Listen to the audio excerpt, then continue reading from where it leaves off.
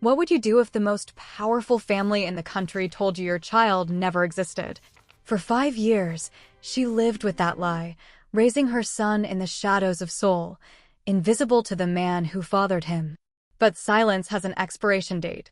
When destiny dragged them into a packed courtroom, every carefully constructed lie came crashing down with two simple words: 99.99%. This isn't just a story about a DNA test. It's about a mother's unshakable love, a wealthy heir's devastating betrayal, and a 5-year-old boy who became the center of a scandal that captivated an entire nation. What happens when truth finally breaks free after being buried for years? Stay until the end, because what unfolds in that courtroom will leave you speechless. This is a story you won't believe actually happened. For 5 long years, she kept his existence hidden. Away from wealth, away from shame. But when destiny pulled them into a packed courtroom, a single DNA result destroyed everything they thought they buried. Stay with us to see the heartbreaking truth of a silence that lasted 5 years. Adaeze understood invisibility like breathing. Living in Seoul for more than a year, she existed in a strange limbo where people noticed her without truly seeing her. They stared at her natural hair, her dark complexion, the way she moved through spaces, but never bothered to really understand who she was. At 25 years old, she had mastered the art of being visible yet ignored. She'd arrived in South Korea with ambition burning in her chest. A Nigerian woman holding a degree in international communications, she secured work as an English instructor at a private language center.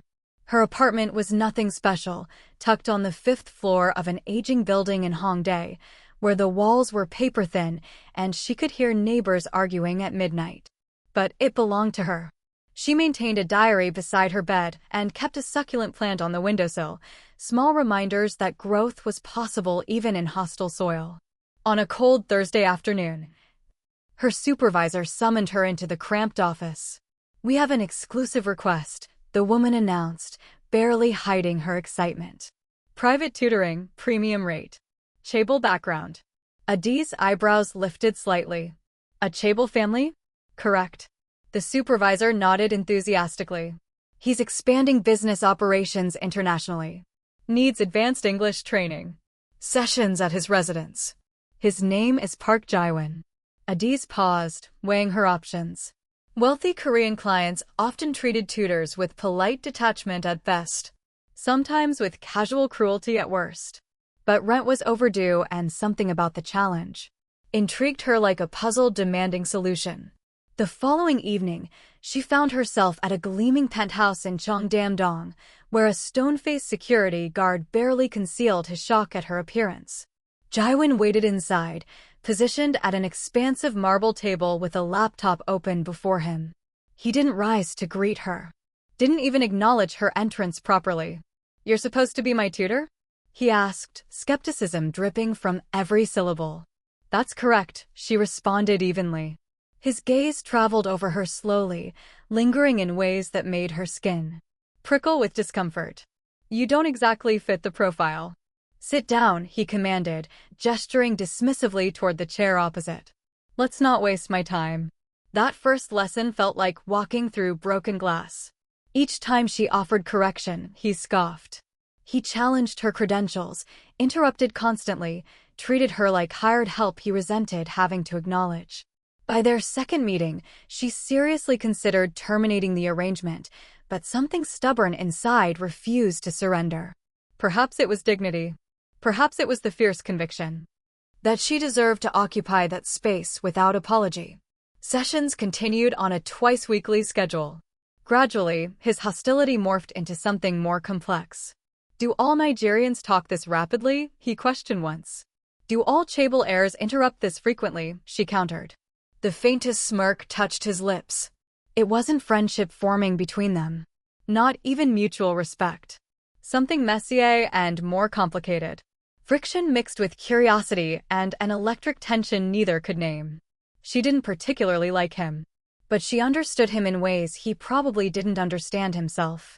One humid evening after an especially tense session, Jae-won leaned back in his leather chair and examined her carefully. "Are you attracted to Korean men?" Her eyebrow arched.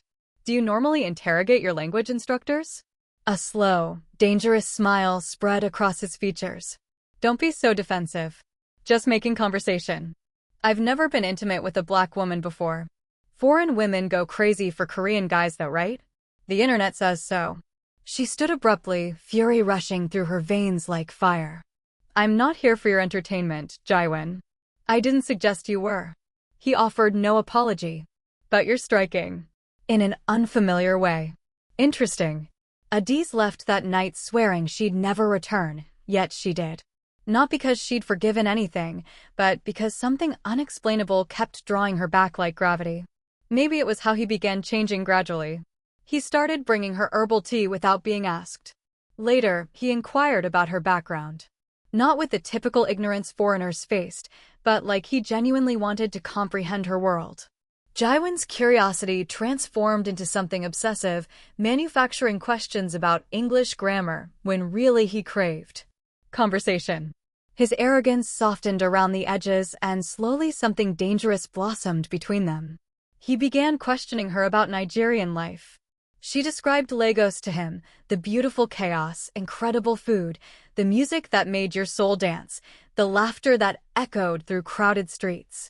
He confessed about growing up imprisoned by expectations, how every decision in his existence had been predetermined by others. I'm not autonomous, he admitted one evening, eyes distant and hollow. People assume I control everything, but I'm just an expensive marionette. Their glances held longer. Their conversations deepened into vulnerable territory. Then one night, he kissed her. It wasn't love blossoming. Not initially. It was complicated and twisted. Desire, power dynamics, crushing loneliness, all knotted together in confusion. He touched her like she represented an experience worth sampling. Not a woman worth knowing deeply. She recognized it, felt the imbalance keenly, but still remained. Something in her hoped transformation was possible. That once he truly saw her humanity, not merely her foreignness, understanding would follow. They crossed boundaries neither stopped to question. Afterward, she lay in silence beside him, uncertain what any of it signified.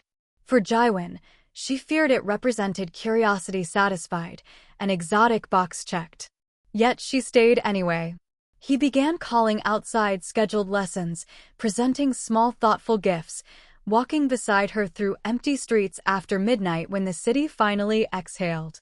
He held her hand where shadows concealed them, whispered secrets he'd never voiced aloud, about the suffocating pressure of family legacy, about his mother's relentless expectations, about how artificial everything felt in his gilded cage. With you I feel authentic. He once murmured like I can finally breathe real air. But even then everything remained secret. He never appeared with her during daylight hours, never introduced her to his social circle, never mentioned her existence to family. Adaeze didn't challenge him. She understood the unspoken rules governing their arrangement until the day her entire world collapsed. She took a pregnancy test in her cramped bathroom, staring at the plastic indicator like it held her entire future. 2 distinct lines. Pregnant. Shock arrived first, followed immediately by overwhelming fear. She didn't weep. Didn't scream into her pillow. She simply sat there frozen, heart hammering against her ribcage like desperate fists. She didn't inform Jaewon. Not immediately. She required time to process, to think clearly. But someone else discovered the truth. It began with an unexpected phone call. Miss Adaeze, a woman's voice stated coolly in perfect English. I need to meet with you privately. Today. The address provided led to an imposing dark building with reflective glass and hushed elevators that smelled like expensive cologne. A suited assistant escorted her to the executive floor. There, positioned behind an enormous mahogany desk, sat Park Jaewon's mother. Flawless, frigid. Terrifying. Let me be direct, the woman declared, folding manicured hands. I'm aware you're carrying a child. Adaeze's throat constricted painfully. I have no interest in how the situation developed, the woman continued without emotion. But I absolutely will not permit this to obliterate my son's future. You'll sign this non-disclosure agreement. In return, you'll vanish quietly. We'll transfer sufficient funds for you to disappear permanently. I don't want your money, Adaeze managed, voice trembling despite her effort. The woman's eyes narrowed dangerously. Then accept it for the child's welfare. Because if you believe I won't protect my family's interests, you're dangerously mistaken. This city devours people like you without leaving traces. Adaeze stared at the legal document, at the staggering zeros printed on the bank check. She signed the papers, but not because she wanted the money. She tore the check into careful pieces before exiting the building. She never contacted Jaiwan again, ignored his increasingly frantic messages, never offered explanation. Her silence became the farewell he'd never comprehend. Months passed in isolation. She delivered her baby in a modest public hospital in western Seoul. No visitors, no congratulatory flowers, just her and the tiny cry of her newborn son. She named him Chakwudi because despite the pain, despite the betrayal, she'd created something precious and pure. She raised him completely alone, juggled multiple jobs, skipped meals so he could eat properly, sang him lullabies in Igbo and English. When she gazed into his eyes, his father's eyes, she didn't experience regret. She felt power, and Adaeze never looked backward. 5 years evaporated since Adaeze walked away from Park Jaiwan and the life she never wanted. The woman she'd become moved quietly through existence, strong and intensely private.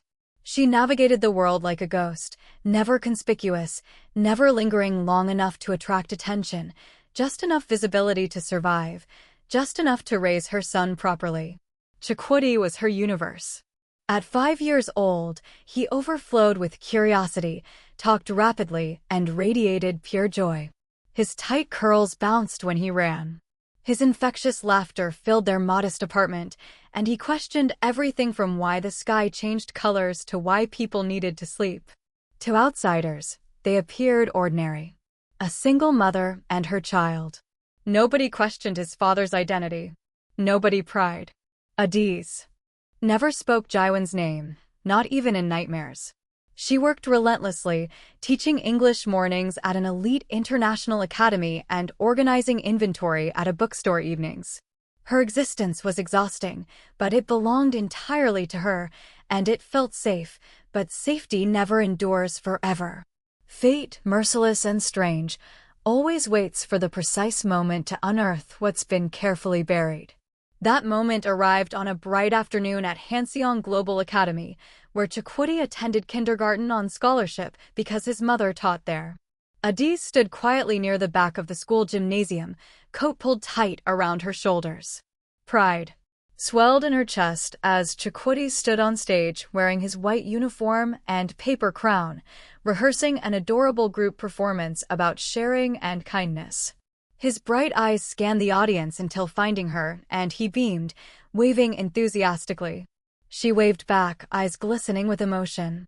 She didn't notice the man entering through the rear entrance. Park Jaiwan had arrived late. He wasn't there for Chakwudi. He came supporting his closest friend's son, a business obligation wrapped as personal favor to a family that had secured profitable contracts for him. He stood near the exit adjusting. His designer suit jacket, expression blank and disconnected until someone arrested his attention. A woman standing alone. Tall, graceful, unmistakably familiar, Adaeze. His pulse stuttered violently. The last time he'd seen her, she'd vanished like smoke. No communication, no closure.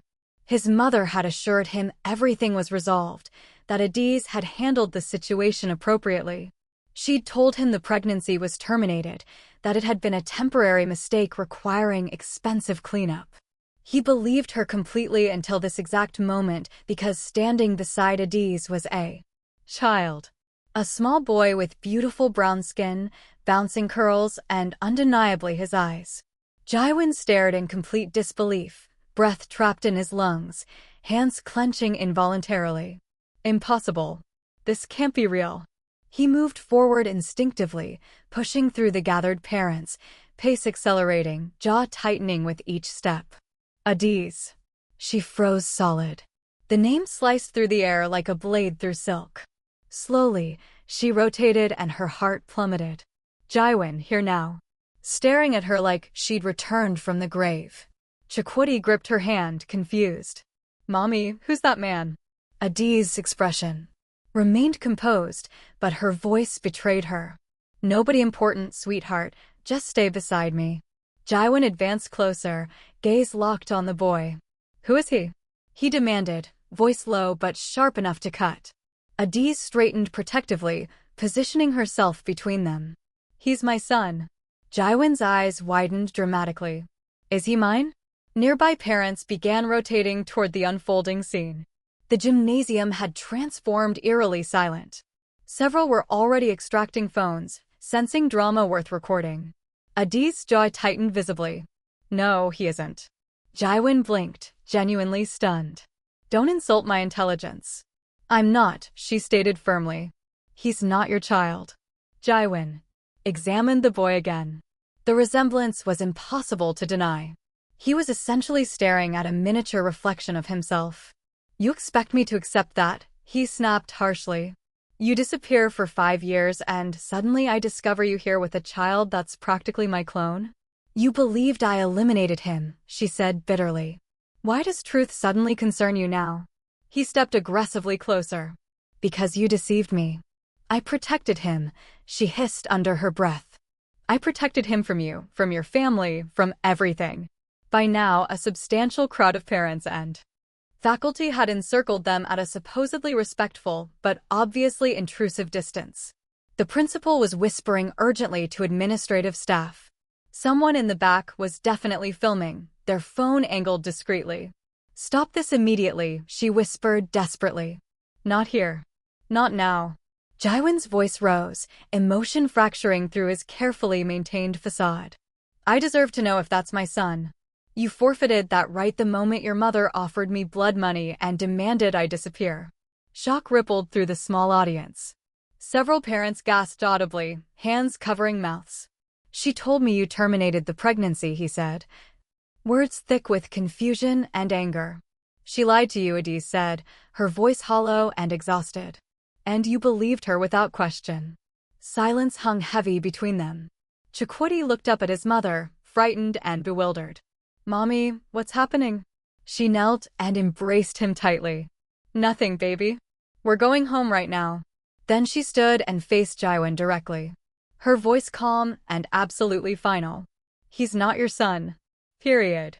And with that declaration, she walked away with purpose. The crowd separated as she passed through, holding Chakwooti's hand tightly. Jaewon didn't pursue them. He stood rooted to the gymnasium floor, heart racing violently, mind spinning in chaos, because he knew she was lying. But what wounded him most was understanding exactly why. By the following morning, the confrontation had exploded across the internet. Chaebol heir confronts Black woman instructor and child at elite Seoul Academy. Hidden love child scandal. Photographs of Adaeze shielding Chakwooti saturated gossip websites. Video clips from their argument were edited, captioned, and shared thousands of times across platforms. Adaeze Park Jaewon's secret son began trending across Korean social media and forums. Inside the Park family compound, panic erupted like wildfire. Jaewon's mother stared at the footage with mounting horror. Her past decisions were publicly unraveling. And Adaeze, she sat home with Chakwooti curled in her lap, knowing the storm had recommenced. But this time, she wasn't the terrified young woman they could manipulate. This time, she was prepared for battle. Madame Park paced the length of the polished marble corridor, her silk hanbok swishing sharply with each agitated step. The usually composed matriarch of the Park conglomerate now moved like someone fleeing invisible flames. She was supposed to vanish permanently, she hissed to herself. Not reappear 5 years later with a child that's undeniably my son's, in public, on camera. Her voice trembled, not with remorse, but with terror. A scandal of this magnitude could devastate everything. Stock values could crash. International partnerships could dissolve. Beyond reputation, it was dynasty she was desperately protecting. And now it was crumbling in her perfectly manicured hands. In a penthouse across the sprawling city, Jaewon stared blankly at a frozen video frame on his screen. The grainy footage showed Adaeze holding her son protectively, speaking fiercely as he confronted her at the academy.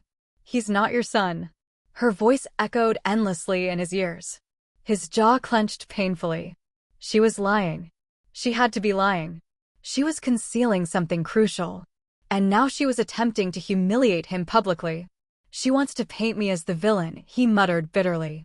"She thinks she can steal my child and pretend I never existed." He reached for his phone decisively. "I want to file a lawsuit," he told his attorney. "Full custody claim, paternity fraud, defamation if applicable. I want everything exposed publicly. Now."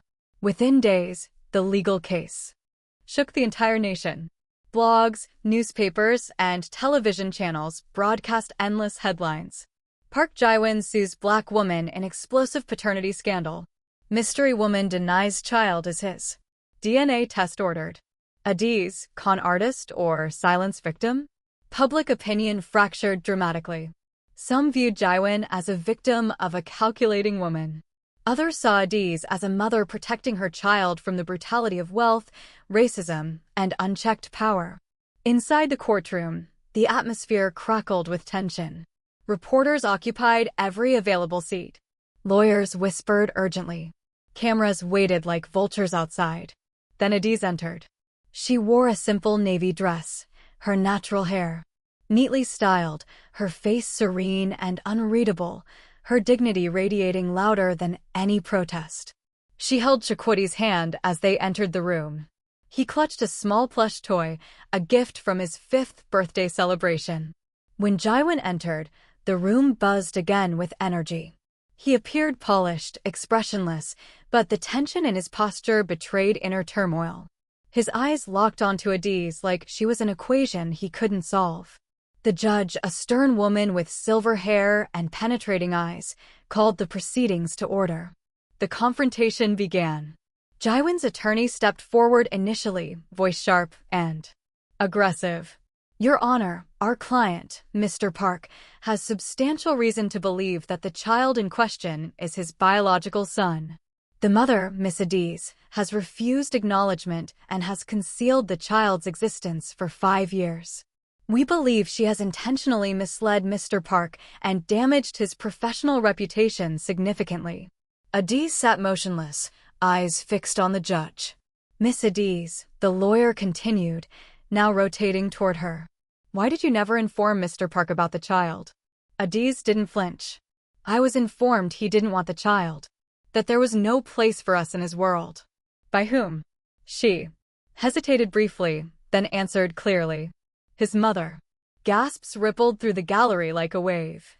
Madam Park, seated in the rear section, looked away sharply, lips pressed into a thin line. "Is it accurate?" the lawyer pressed. "That you were offered financial compensation to disappear?" Adaeze nodded once. "Yes." "And did you accept it?"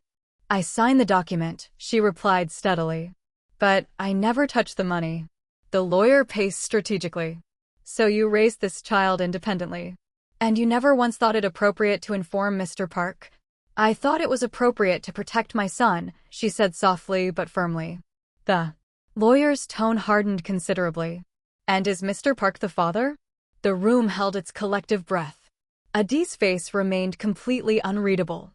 She looked toward Chakwoti, who sat quietly drawing in a small notebook. Then she looked at the judge and finally she looked directly at Jae-won. "No," she said clearly. "He's not yours."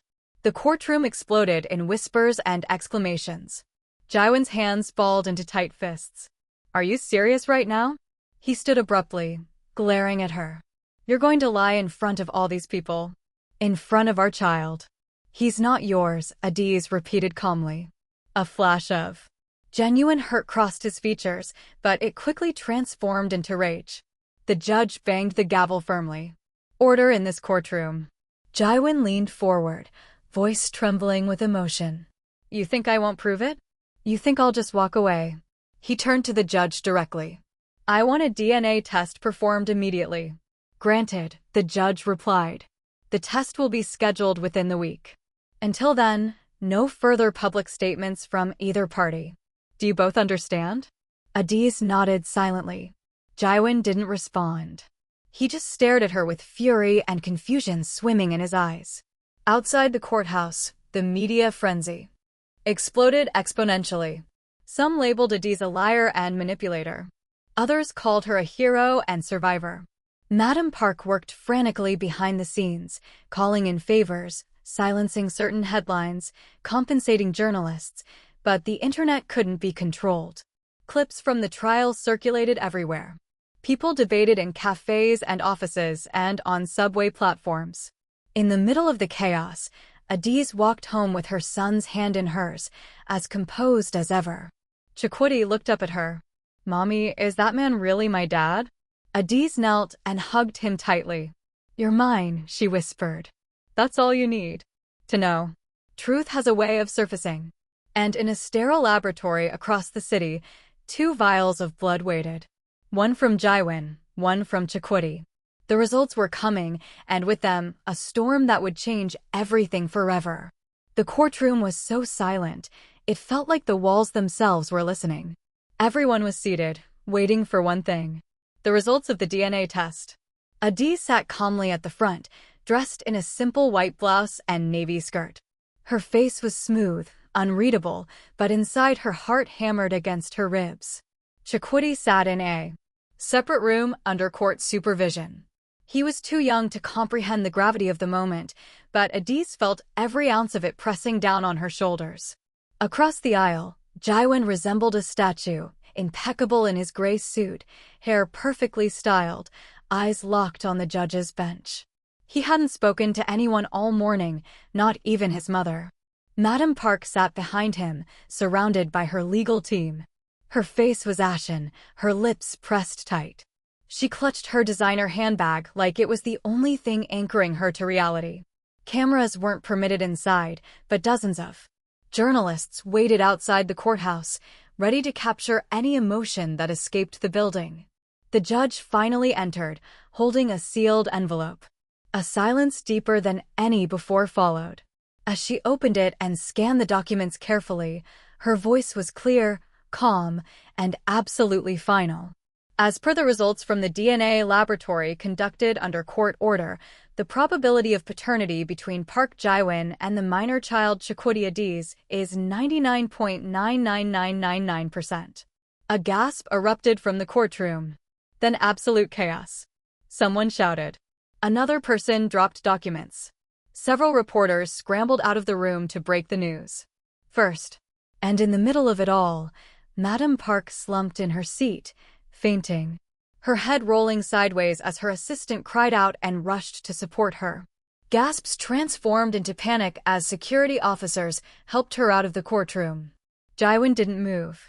He sat there completely frozen, as if his soul had been extracted and laid bare.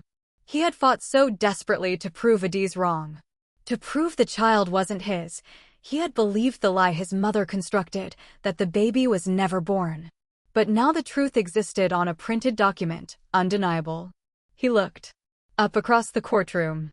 Adaeze finally met his eyes, and in her gaze he saw everything: grief, dignity, strength, and the quiet ache of 5 years lost. He stood slowly, his lips parting, but no words emerged. His lawyer reached out, but Jaewon shook him off, his jaw clenched, hands trembling visibly. "You lied to me," he whispered to Adaeze almost too softly to hear. She took a breath and stood. She didn't yell. She didn't cry. She didn't defend herself unnecessarily. She simply said, "I begged your mother to let you know. She chose your reputation over your blood." The words struck him like a physical blow. Everyone in the room went silent again. The judge paused, watching the storm unfold with a heavy expression. Even the courtroom guards looked stunned. Adaeze's voice didn't waver. "She told me you wanted nothing to do with us.